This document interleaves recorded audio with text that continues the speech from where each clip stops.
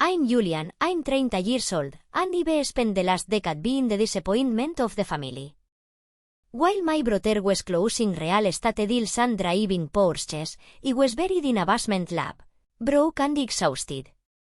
He invited them to the single most... Wyatt looked up, a smirk instantly forming on his face. Well, look who emerged from the cave. Did you run out of ramen noodles, Jules? Good to see you too, Wyatt, I said, ignoring the jab. I clutched the envelope in my hand tighter. It was heavy, cream-colored cardstock. I had paid extra for the printing. It mattered to me. What do you want, Julian? Dad asked. He still hadn't looked up from the iPad. I have a call with the zoning commission in 10 minutes. Make it quick. I took a breath. I came to give you this. I walked over and placed the envelope on the glass table between them. Wyatt picked it up like it might be contaminated. He flipped it over, reading the embossed text. The National Biomedical Research Symposium? Wyatt read aloud, putting on a mock-serious voice. Sounds thrilling. Will there be clowns? Or just test tubes? It's this Friday, I said, looking at my father. I'm presenting my findings. It's big, Dad. I've been working on this for 5 years. It's the final phase of the clinical trials. I really want you both to be there. Dad finally lowered the iPad. He looked at the invitation, then at me. His eyes were cold, calculating. He looked at me the way he looked at a property that wasn't generating enough rental income. Friday? Dad asked. Friday is the Sterling Invitational. My heart sank. The golf tournament? Not just a tournament, Julian, Dad snapped. It's a networking goldmine. Mr. Sterling is going to be there. You know who Sterling is, don't you? Or do you live so far under a rock you don't know the biggest tech investor on the East Coast? I know who he is, I said quietly. We have a tea time right behind his group, Wyatt added, tossing the invitation back onto the table. It slid across the glass and fell onto the floor. We're closing the downtown redevelopment deal. That's a $40 million contract, Jules. That's real money. Not grant money. Real money. I understand it's business, I said, bending down to pick up the invitation. But this presentation is at 4 p.m. You'll be done with golf by then. It's only 20 minutes from the club. Dad sighed, a long, heavy exhale that signaled his patience was gone. Julian, look at you. You're 30 years old. You're driving a car that sounds like a lawnmower. You're wearing a suit that looks like you bought it at a thrift store. And you want us to skip cocktails with a billionaire to watch you talk about. What is it this time? Mice. It's not just mice, Dad. It's a neurodegenerative treatment protocol. It could change everything for people who are sick. Dad cut me off. There are always sick people, Julian. And there are always doctors. But there is only one Sterling deal. You need to grow up. You need to stop playing scientist and start thinking about your future. Do you think your inheritance is going to last forever? Oh wait, I forgot. You don't have one anymore. The air left the room. What? I whispered. You heard me, Dad said, turning back to the window. I'm updating the trust. Wyatt is taking over the firm. You've got your degree. That's what you wanted, right? You wanted to save the world. Go save it. But don't expect me to pay for it. I looked at Wyatt. He was grinning, wiping a speck of dust off his 9-iron. He knew. He had probably helped Dad draft the paperwork. It's for your own good, little brother, Wyatt said. Sink or swim. That's how the real world works. Maybe if you sold something people actually wanted to buy, you wouldn't be begging us to come to your little science fair. It's not a science fair, I said, my voice trembling with a mix of rage and humiliation. It's a medical breakthrough. Nobody cares about your lab rats, Julian, Dad shouted, slamming his hand on the windowsill. Nobody.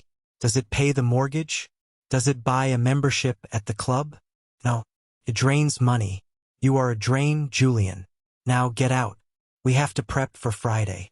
I stood there for a moment, the silence ringing in my ears. I looked at the father who had never once said he was proud of me. I looked at the brother who had spent his life stepping on me to feel taller. I nodded. Slowly. Okay, I said. I understand. I didn't scream. I didn't fight. I simply turned around and walked out. As I reached the door, I heard Wyatt laugh. Hey, if you need cash for gas on the way home, check the couch cushions. I think I dropped a few quarters. I closed the heavy oak door behind me, shutting off the sound of their laughter. I walked to my car, got in, and gripped the steering wheel until my knuckles turned white. My phone buzzed in my pocket. I pulled it out. It was a text from Elena, my research partner. It's confirmed. The FDA panel just cleared the data. We are a go for the announcement. It's 100% effective, Julian. We did it. I looked at the text. Then I looked back at the house. They had no idea. They thought they were the kings of the world because they were chasing a billionaire on a golf course. They didn't know that the world was about to change. And they didn't know that the useless son was holding the match that would light the fire. I put the car in gear. The engine sputtered, then roared to life.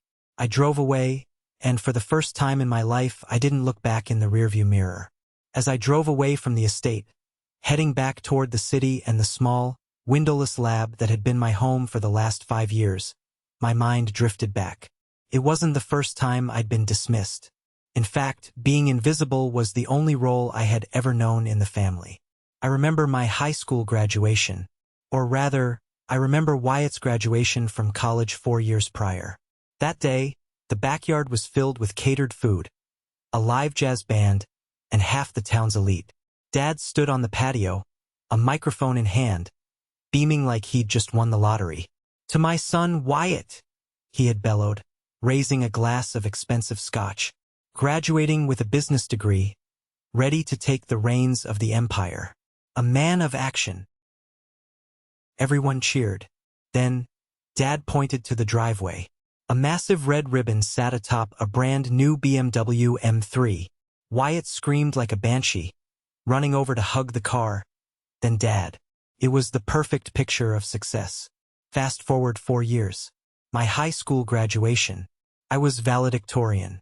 I had a full ride to pre-med. We went to a steakhouse. Just the 4 of us. No band. No party. Dad handed me a small, wrapped box across the table. I remember feeling a flicker of hope. Maybe this was it. Maybe he finally saw me. I opened it. Inside was a fountain pen. It's a Mont Blanc, Dad said, cutting into his steak. Use it to sign your student loan papers. I'm not paying for medical school, Julian. If you want to be a doctor, you pay for it. The business doesn't support hobbies. A hobby? I had asked, staring at the pen. Saving lives is a hobby?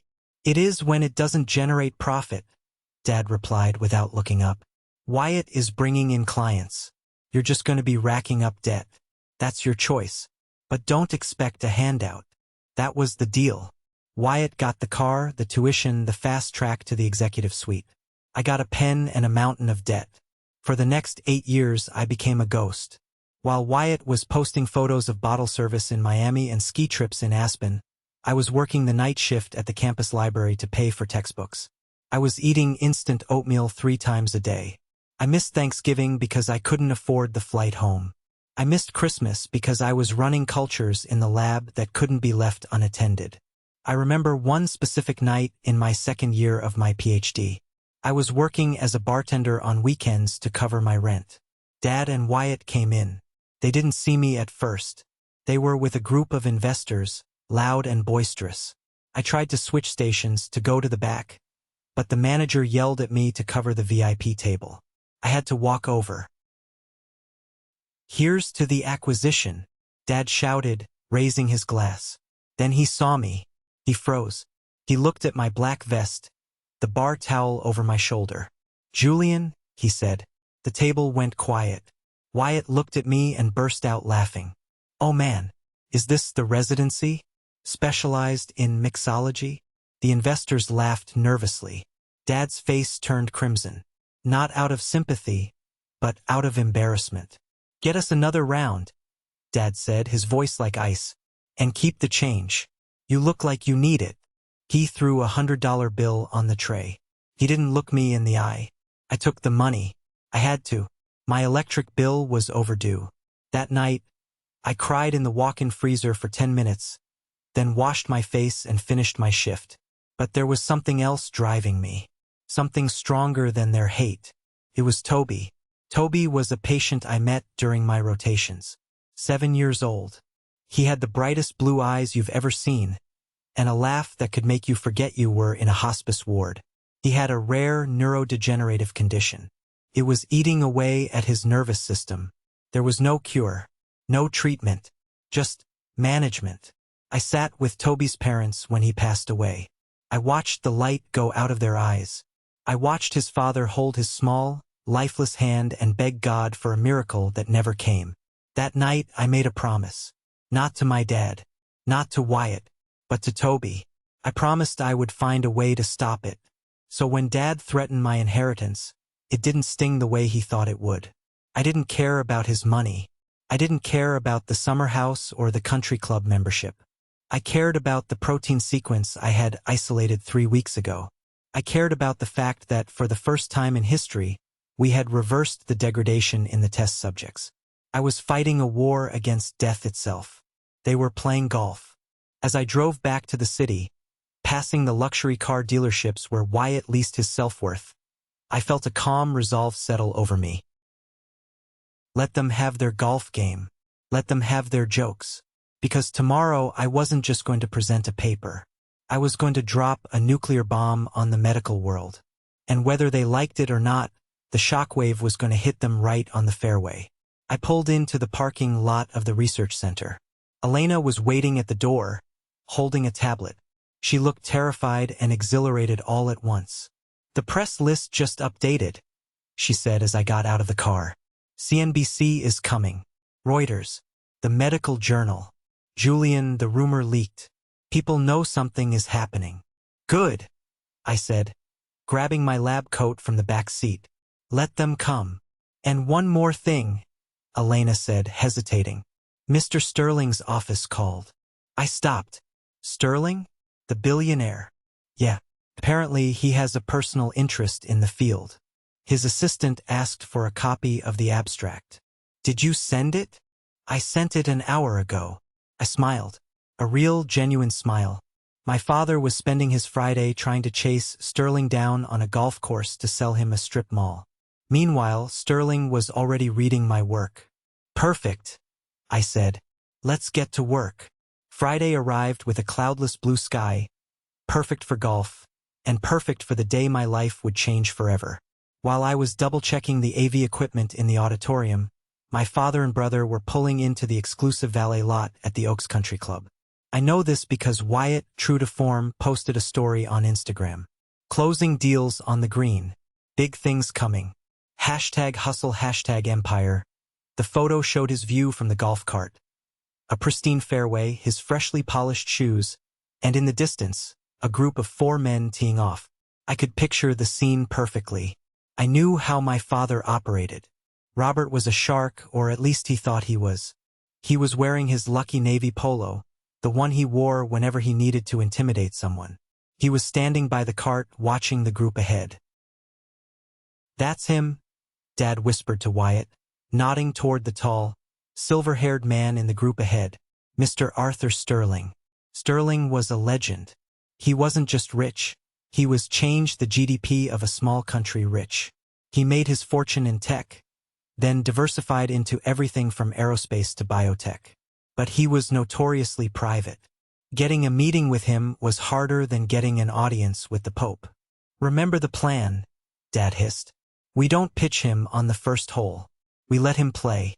We compliment his swing. We wait for the turn at the 9th hole to bring up the redevelopment project. I got it, Dad, Wyatt said, adjusting his glove. I've been practicing my drive. I'm gonna crush it today. But Wyatt was sweating. I knew my brother. He was all flash, no substance. And right now he was desperate. What Dad didn't know, what nobody knew, was that Wyatt was in deep trouble. He had leveraged his own portfolio into some shady crypto investments 6 months ago. They had tanked. He was upside down on his condo, his car lease was 3 months behind, and he had borrowed from the company escrow account to cover the margin calls. He needed this deal with Sterling to replace the money before the quarterly audit next week. If he didn't close this, he wasn't just broke. He was going to prison. The round began.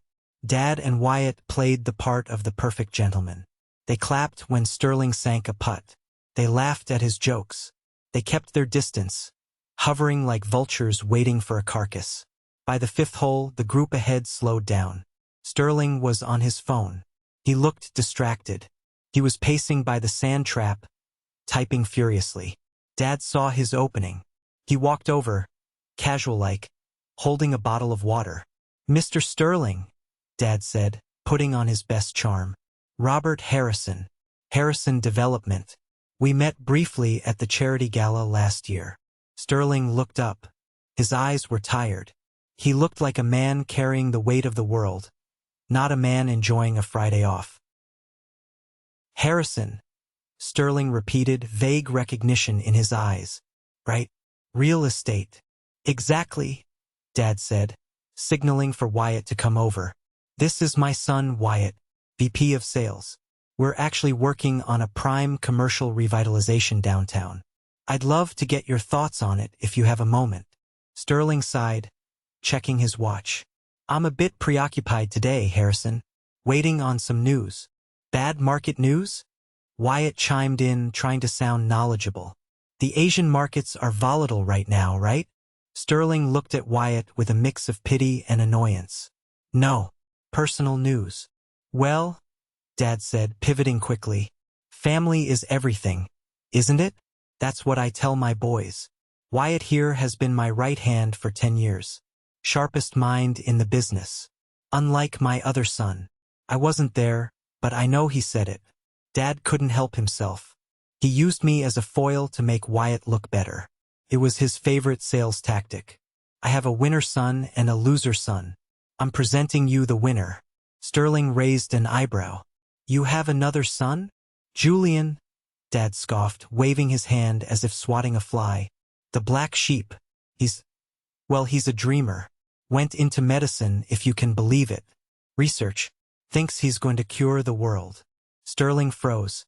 His hand tightened on his putter. "Research? Yeah.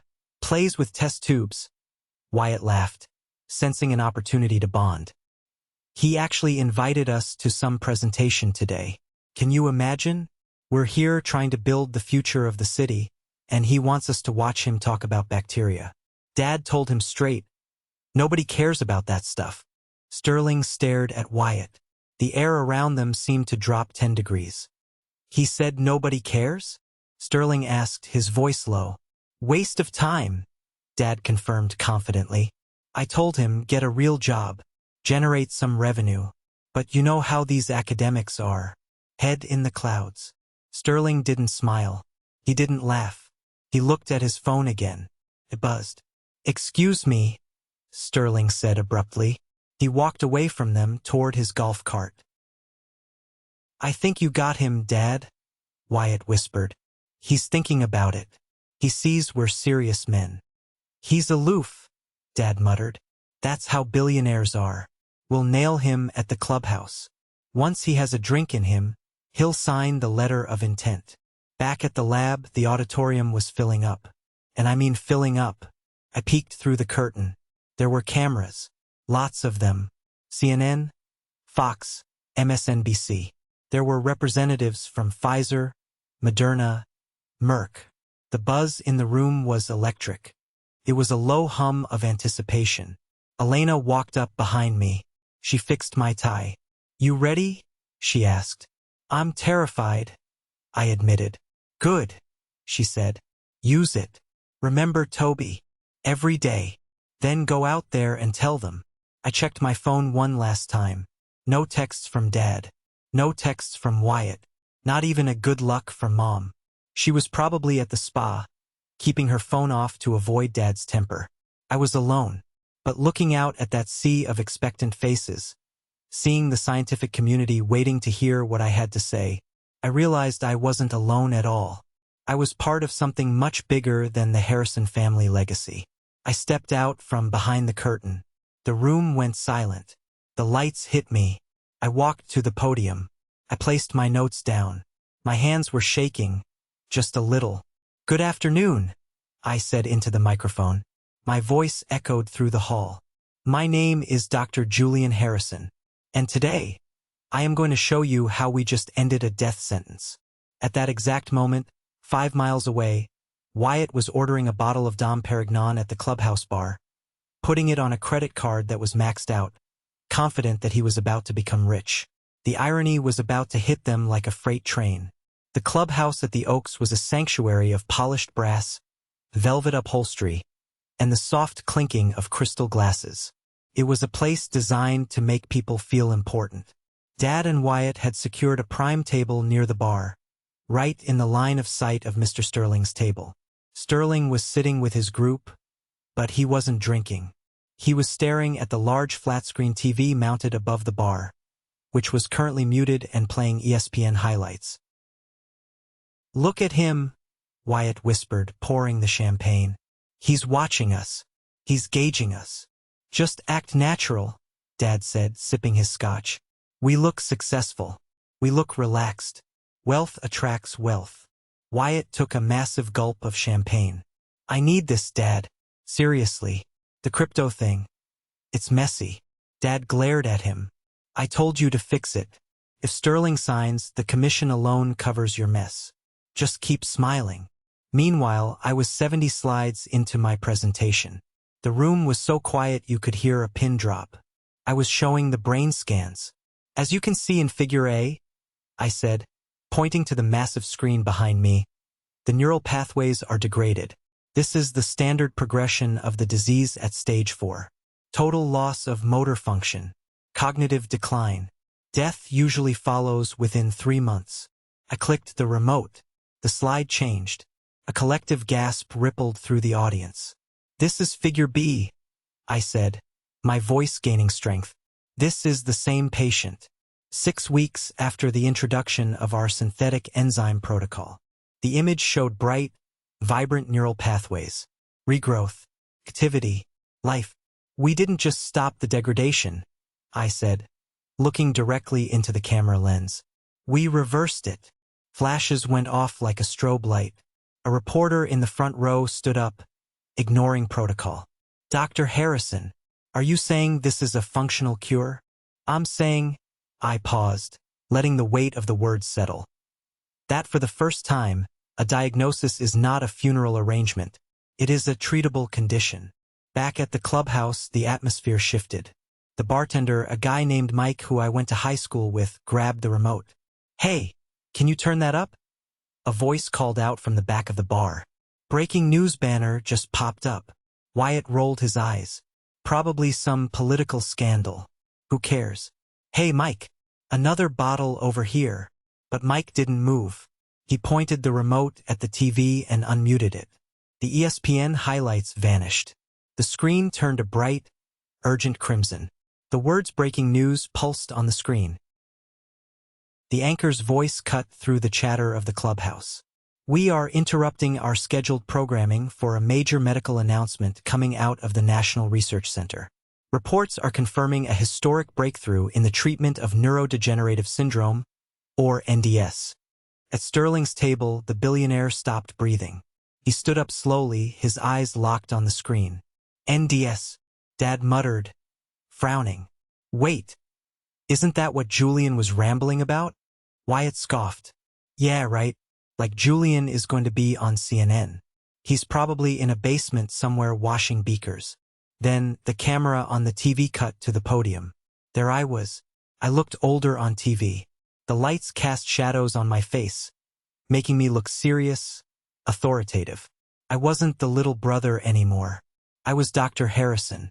"This discovery," my voice on the TV said, "is dedicated to Toby, and to every family who has been told there is no hope. Today we give you hope." The clubhouse went silent. Dead silent. Wyatt's glass stopped halfway to his mouth. He blinked, trying to process what he was seeing. "Is that—" Wyatt stammered. "Is that Julian?" Dad lowered his scotch. His mouth opened slightly. "That's him." "What is he doing?" Wyatt asked, his voice rising in pitch. "Why are there so many microphones?" On the screen, the news anchor appeared in a split screen. Joining us live is Dr. Julian Harrison. Doctor, experts are calling this the most significant discovery since penicillin. Can you tell us about the valuation of this patent? The patent? TV.me replied, I'm not concerned with the valuation. The patent is being filed open source for developing nations. But the pharmaceutical licensing for the U.S. market, analysts are projecting the initial IPO of our startup to be in the range of $3 billion. $3 billion. The words hung in the air of the country club like smoke. Wyatt choked. He literally choked on his champagne. He started coughing violently, hacking and sputtering. Dad dropped his glass. It hit the table but didn't break. It just tipped over, spilling 18-year-old scotch all over his beige trousers. He didn't even notice the cold liquid soaking his leg. $3 billion, Dad whispered. He owns the patent? He said open source. Wyatt wheezed, wiping his mouth. He's giving it away. No, you idiot, Dad hissed, his eyes glued to the screen. He said for developing nations. The U.S. market, the IPO. Dad's brain was misfiring. He was trying to calculate 30% of $3 billion. He was trying to remember if he had legally disowned me yet, or if it was just a threat. But the real show wasn't at the Harrison table. It was at Sterling's table. Mr. Sterling was crying. Tears were streaming down the face of the toughest businessman in New York. He wasn't looking at the stock ticker. He was looking at me. He pulled out his phone. His hands were shaking. He dialed a number. Dad saw this. He saw Sterling crying. He saw the news. And his narcissism kicked in. He saw an angle. He's watching Julian, Dad said, standing up. He knows Julian is my son. This is it. This is the connection. Dad, what are you doing? Wyatt asked, panic in his eyes. I'm going to seal the deal, Dad said, buttoning his jacket. I'm the father of the genius. He needs to know that. Dad started walking toward Sterling. He had no idea he was walking into a minefield. The distance between my father's table and Mr. Sterling's table was only about 20 feet. But in that moment, it felt like a walk across a tightrope. On the TV screen above them, the interview continued. Dr. Harrison, the reporter asked, you mentioned you've been working on this for 5 years with very little funding. How did you manage? I watched myself on the screen answer the question that would seal my family's fate. It wasn't easy, TV Julian said. I worked 3 jobs. I bartended. I didn't have family support. In fact, my family encouraged me to quit. They told me I was wasting my time. They told me nobody cared about my work. At the clubhouse, Dad froze mid-step. The entire room turned to look at him. These were his peers, his golf buddies, the people he had bragged to for years about his winner son Wyatt. They had all heard him trash Julian not 2 hours ago. They actually declined to be here today, TV Julian continued. They had a tea time, but that's okay, because this isn't for them. This is for the people who need it. Dad turned pale. He looked like a ghost. He looked around the room, seeing the judgment in the eyes of the other members. But he was committed. He was Robert Harrison. He could spin anything. He reached Sterling's table just as Sterling hung up the phone. Mr. Sterling, Dad boomed, his voice too loud, too fake. Incredible news, isn't it? That's my boy. That's my Julian on the screen. Chip off the old block. Sterling slowly turned to face him. His eyes were red from crying, but his expression was stone cold. It was the look of a predator looking at prey. Your boy? Sterling asked quietly.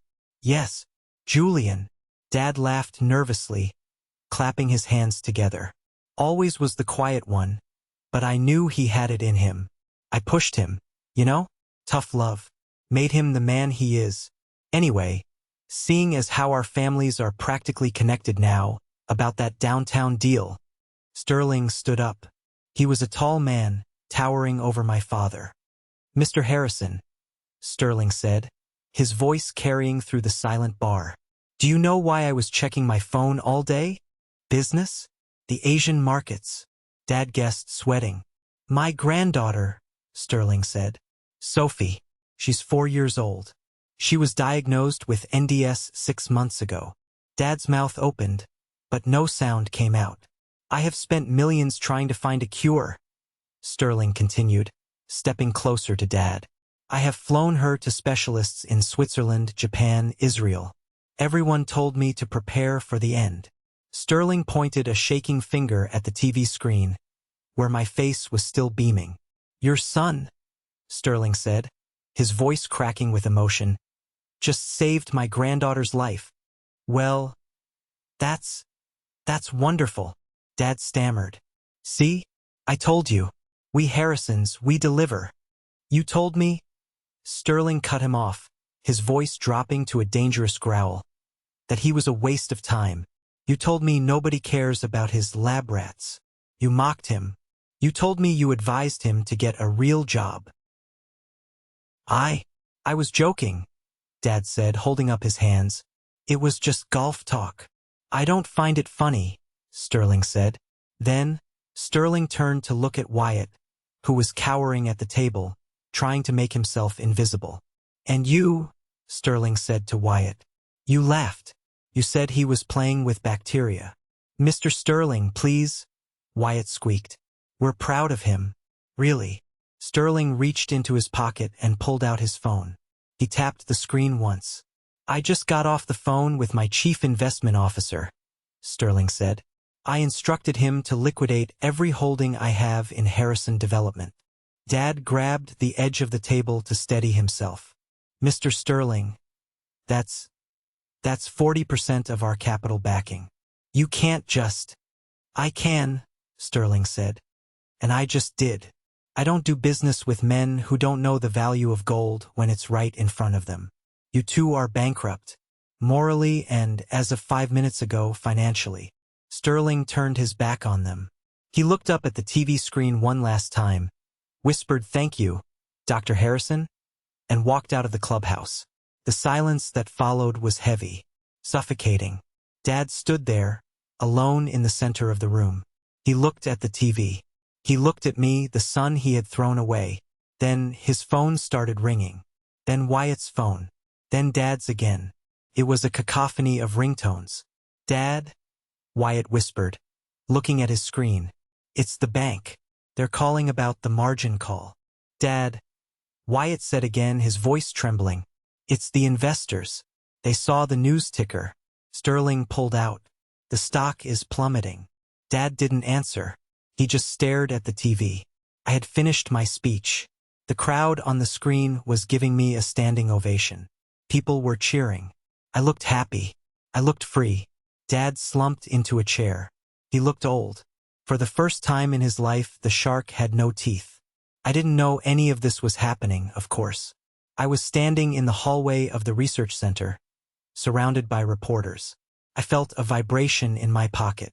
I pulled out my phone. One text message. From Mom. Julian. Please call home. Dad is having chest pains. Wyatt is crying. What did you do? I looked at the text. I thought about the invite they threw on the floor. I thought about the pen. I thought about the lab rats. I typed a reply. I didn't do anything, Mom. I just went to work. I'm busy saving lives. I'll call you when I'm free. Might be a while. I put the phone away. Dr. Harrison? A reporter from the New York Times asked. What's next for you? I smiled. Next? I'm going to buy my own golf course.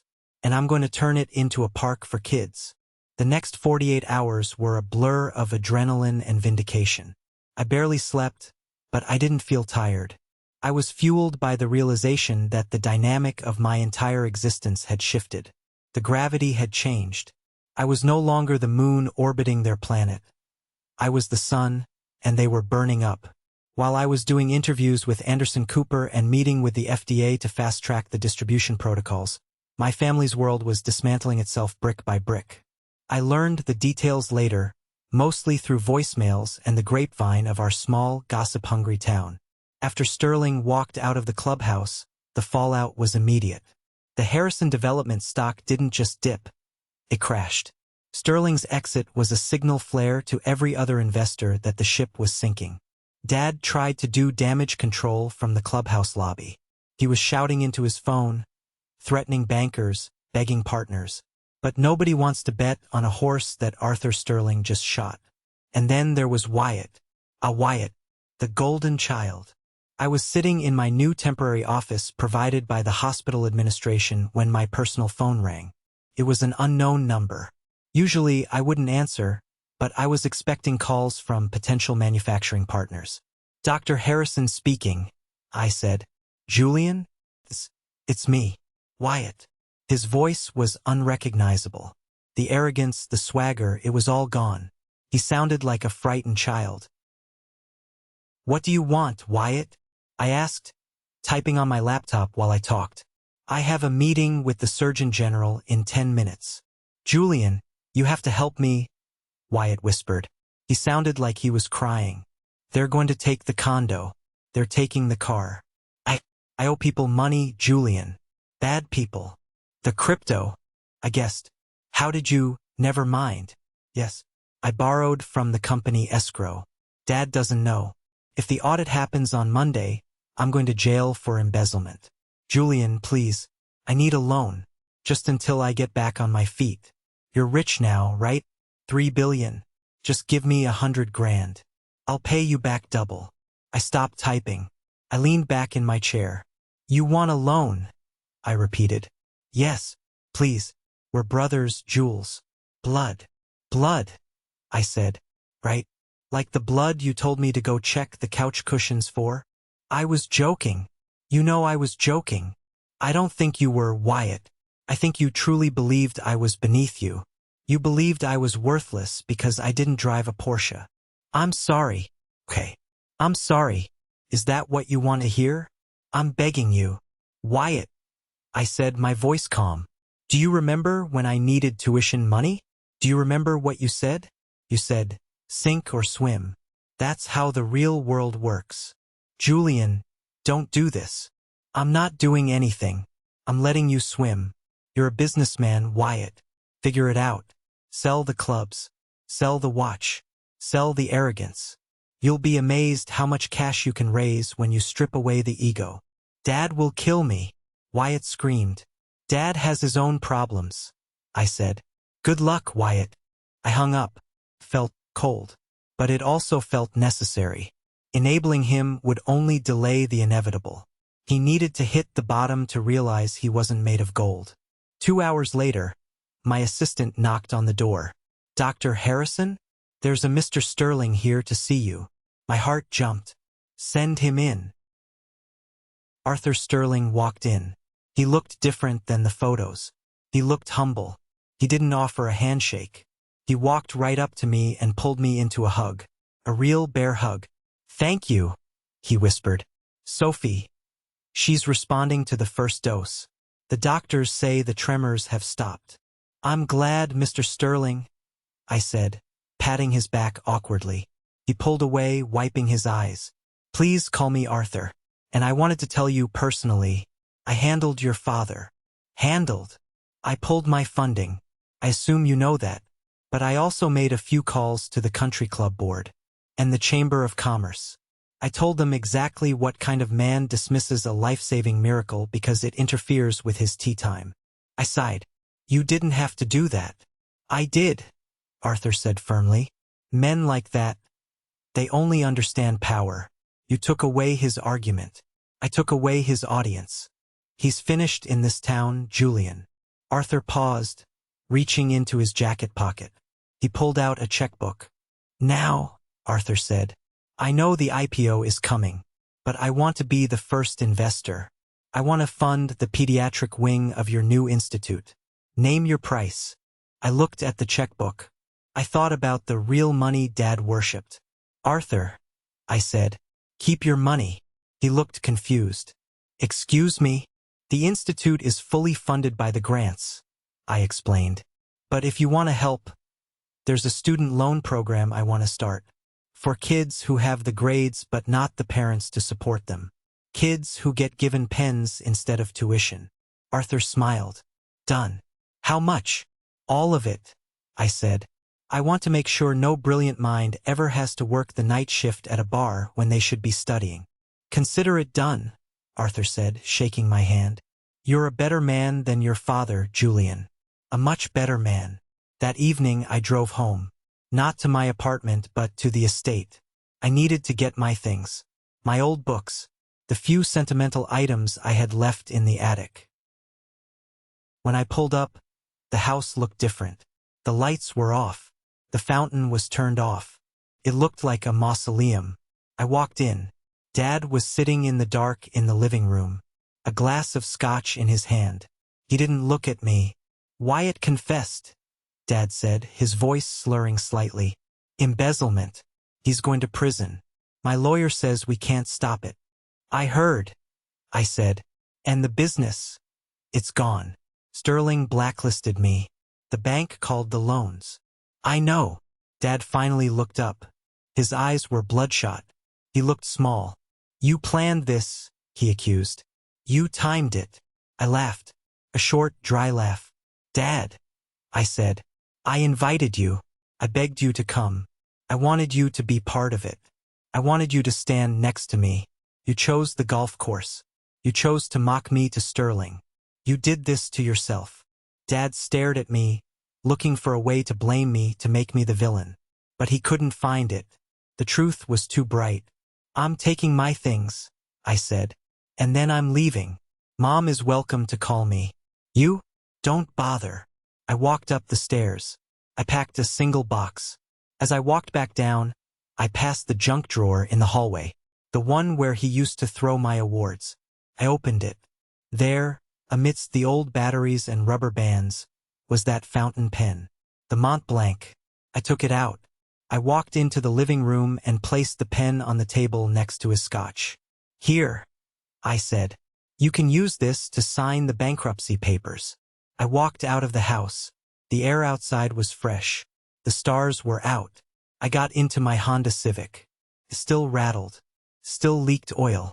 But as I drove down the driveway, leaving the crumbling empire behind me, I felt like I was driving a rocket ship. I was free. The silence I expected after walking out of my father's house didn't last long.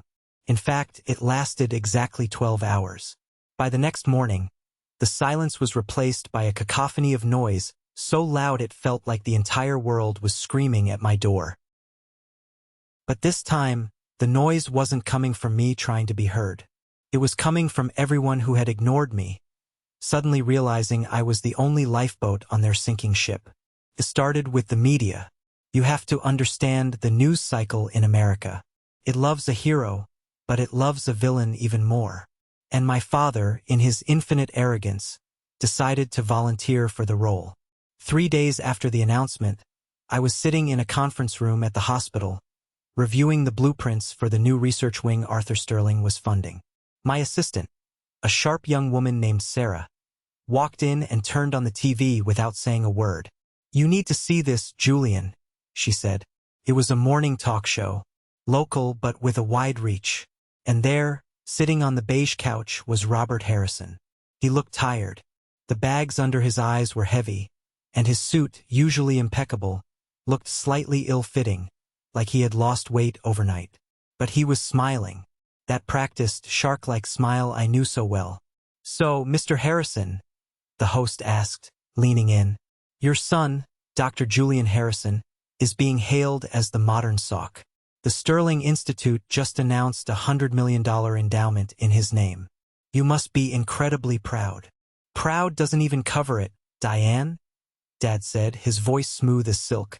You know, raising a genius isn't easy. It requires a specific kind of guidance, tough love. I always told Julian that the world wouldn't hand him anything. I had to push him. I had to make him hungry. If I had coddled him, if I had given him everything like other parents do, he never would have developed the grit to find this cure. In a way, his success is a testament to the Harrison family values. I stared at the screen, my coffee turning cold in my hand. The audacity was breathtaking. He was rewriting history in real time. He was turning his neglect into a strategy. He was claiming credit for the scars he gave me. That is, An interesting perspective, the host said. She paused, looking at her notes. Because we have a source, a former classmate of Julian's, who claims that you didn't attend his high school graduation dinner, and that you referred to his medical degree as a hobby at a Rotary Club meeting last month. Dad's smile faltered, just for a microsecond, a twitch in his left eye. Well, Diane, context is everything, Dad stammered. Humor is a big part of our family dynamic. We banter. We challenge each other. And the golf tournament? The host pressed. Reports say you were at the Sterling Invitational on the day of his announcement. That Mr. Sterling actually fired your firm on the spot because you mocked Julian's work. Dad shifted in his seat. He looked like a trapped animal. Business is complex, he said, his voice rising. Mr. Sterling and I had a creative difference. But let's focus on Julian. I'm just happy I could provide the foundation for him to soar. In fact, I'm planning a gala in his honor next week. A homecoming. I turned off the TV. He's planning a gala? Sarah asked, raising an eyebrow. Does he know you're not speaking to him? He knows, I said. He just doesn't believe it. He thinks I'm still the boy who wants his approval. He thinks if he throws a party, I'll come running back to show off my trophy. What are you going to do? I'm going to get back to work, I said. And Sarah? If he calls, tell him I'm busy playing with my lab rats. But the assaults on my piece didn't stop with the media. The next wave came from the one person I thought might actually care about me. My mother. 2 days later, I was in the temporary lab. Security called up to say my mother was in the lobby. I hesitated. Part of me wanted to tell them to send her away. But she was my mother. The woman who used to sneak me extra dessert when Dad wasn't looking. The woman who would squeeze my hand under the table when Wyatt was being cruel. I told them to send her up. When Linda Harrison walked into my lab, she looked out of place. She was wearing a Chanel suit and carrying a Tupperware container. She looked around at the gleaming equipment, the bustling researchers, the hum of serious work, with a mix of awe and fear. Julian, she said softly. Mom. She walked over and placed the Tupperware on my desk. I made your favorite, lasagna. I know you're probably not eating right. It was a classic move. Food as an apology. Food as a bridge. Thanks, Mom, I said, not touching it. What are you doing here? I wanted to see you, she said, clutching her purse. You haven't answered my texts. Your father is... He's a wreck, Julian. He sits in the study all day with the lights off. He's drinking too much. I'm sorry to hear that, I said, and I meant it. I didn't want him to suffer. I just wanted him to not exist in my world. He's sorry, Mom said. He is. He has a terrible way of showing it, you know that. But he loves you. We both do. I leaned back in my chair. Mom, he went on TV yesterday and took credit for my work. He lied to millions of people. That's not love. That's marketing. He's trying to save the family name, Mom pleaded. People are saying terrible things online. They're calling us monsters. We can't go to the club. My friends aren't returning my calls. Wyatt is... Julian. Wyatt is in serious trouble. I know, I said. He called me. He wanted money. He's your brother? Mom said, tears welling up in her eyes. If he goes to prison, it will destroy him. He's not strong like you. He's fragile. I laughed. It was a dark, hollow sound. Fragile? I asked. Mom, for 30 years, I was the one you all called weak. Wyatt was the golden child. He was the shark. He was the future. Now that he broke the law, suddenly he's fragile? Suddenly I'm the strong one. Please, she whispered. Just a statement. Just tell the press that we supported you. Tell them it was a misunderstanding. If you do that, the investors might come back. Mr. Sterling might reconsider. You have so much power now, Julian.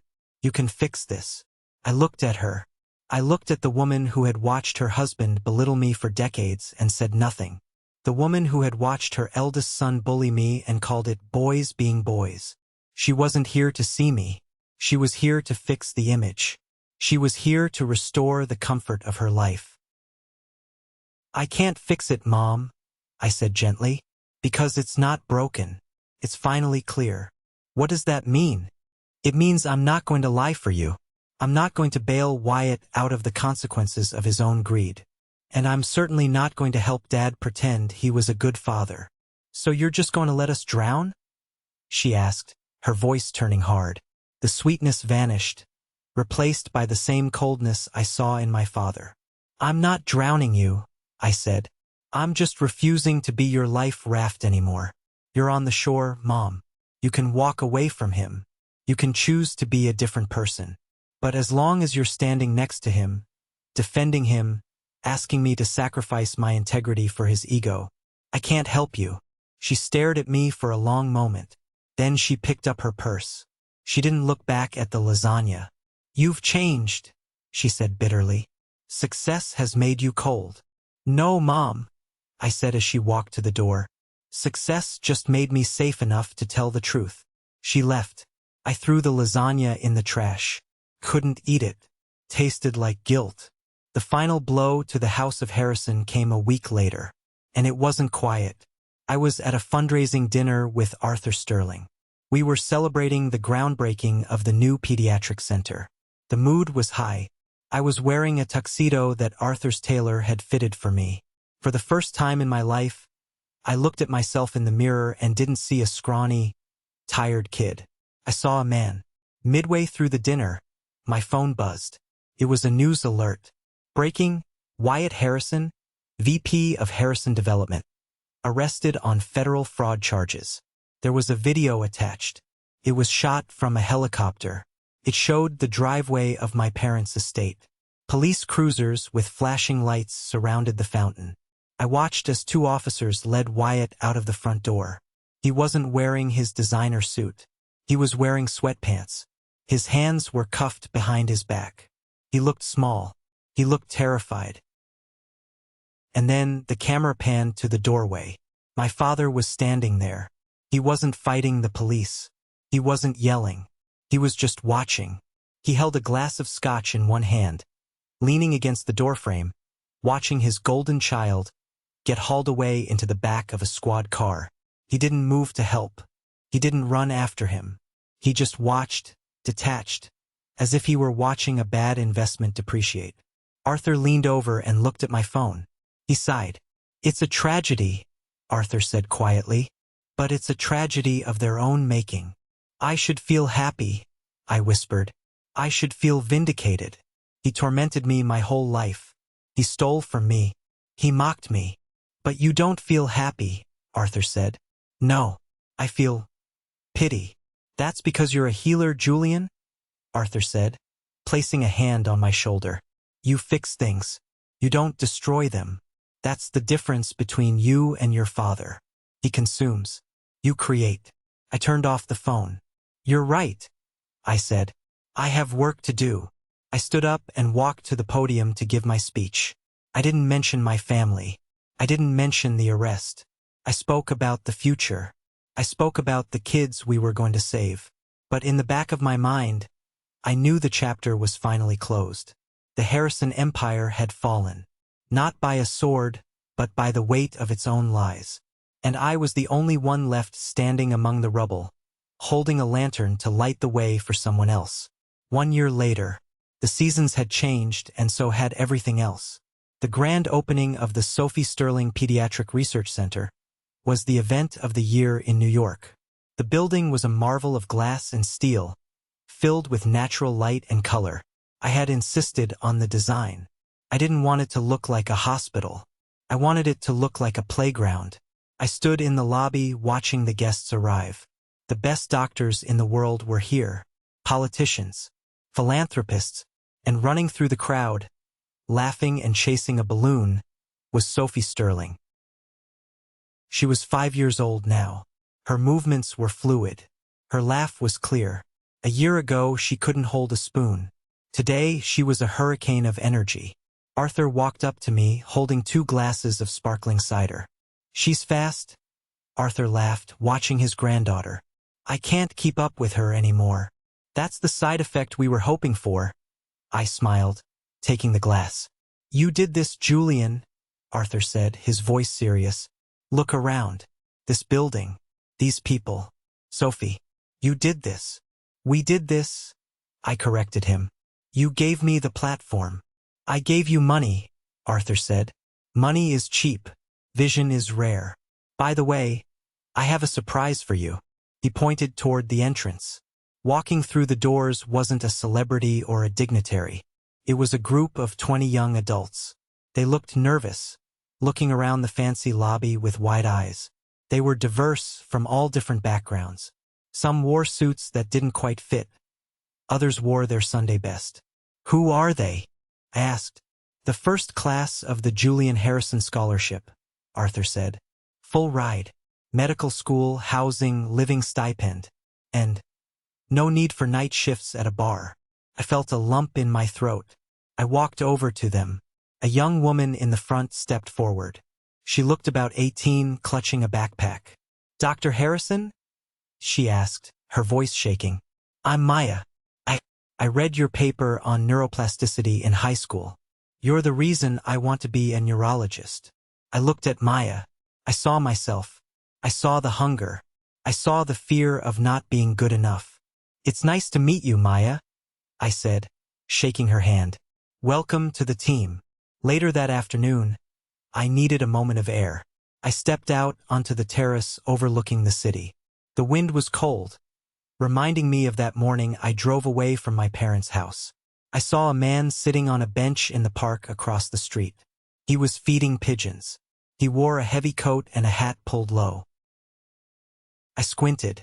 There was something familiar about the posture, the slump of the shoulders. It was my father. I hadn't seen him since the arrest video.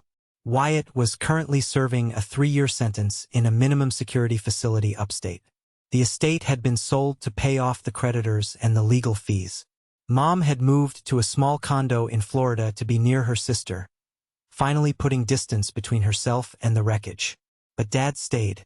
I walked across the street. I don't know why. Maybe I needed to see him one last time with my own eyes, not through a screen. I stopped a few feet away from the bench. He looked up. He looked old.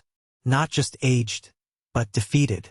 The arrogance that had fueled him for decades had evaporated, leaving behind a bitter, hollow shell.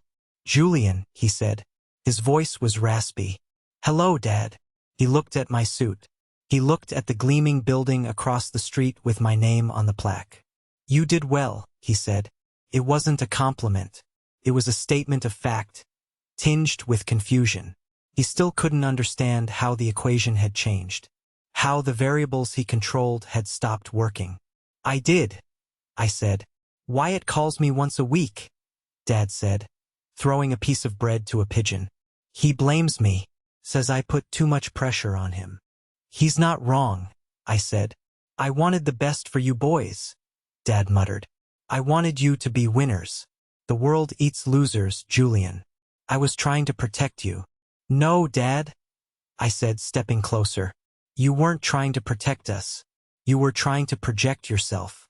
You used Wyatt as a mirror to admire yourself, and you used me as a trash can to dump your insecurities. You didn't raise us. You invested in us. And when the returns didn't look right, you panicked. He flinched. The truth hit him harder than any insult could. I lost everything, he whispered. The house, the firm, your mother. She doesn't call. You have what you built, I said. This is it. This solitude. This is the legacy you worked so hard for. You pushed everyone away because you thought you were above them. Now you're alone. He looked at me, his eyes wet. For a second, I thought he might apologize. I thought he might say the words I had waited 30 years to hear. I love you. I'm sorry. I'm proud of you. He opened his mouth. Do you have a few dollars? He asked. My pension check doesn't come until Tuesday. I stared at him. Even now, even at the bottom of the barrel, it was about transaction. It was about extraction. I reached into my pocket. I pulled out my wallet. I didn't give him cash. I pulled out a card. This is the number for a counselor, I said, placing the card on the bench next to him, and the address for a job placement center. They help seniors find purpose. I don't need a job, he scoffed, a flicker of the old Robert appearing. I'm a CEO. You were a CEO? I said firmly. Now you're just a man on a bench. Good luck, Robert. I turned around. Julian, he called out. You're just going to walk away? I'm your father. I stopped. I looked back at him, and I finally realized the cure I had been searching for wasn't just in the lab. I know, I said, and that's the only reason I stopped to talk to you at all. Goodbye.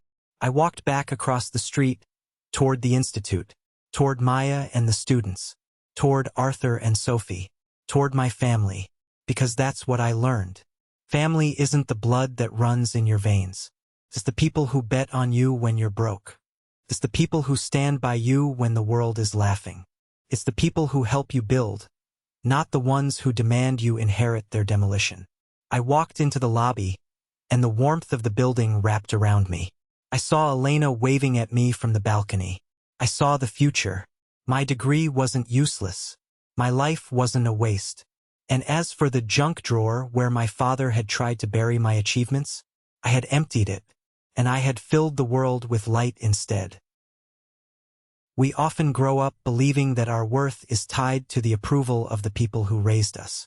We spend decades trying to twist ourselves into shapes that will fit their expectations, hoping that if we just achieve enough, earn enough, or become enough, they will finally see us. But this story teaches us a harsh but liberating truth. You cannot force someone to value you if they are committed to misunderstanding you. Julian's success didn't come from proving his father wrong. It came from proving himself right. The cure in this story wasn't just the medicine for the disease. It was the boundary Julian set with his toxic family. He learned that walking away from disrespect isn't an act of weakness. It's an act of supreme self-respect. Your lab rats, your passions, your quiet dreams, they matter. Don't let someone else's inability to see their value convince you to stop. I want to hear from you. Have you ever had to succeed in spite of the people who should have supported you? Or maybe you've had to make the tough choice to distance yourself from family for your own peace. Comment good below if you believe that self-worth comes from within, not from approval. Or share your story of how you found your own Arthur Sterling, someone who saw your value when no one else did. Let's support each other in the comments.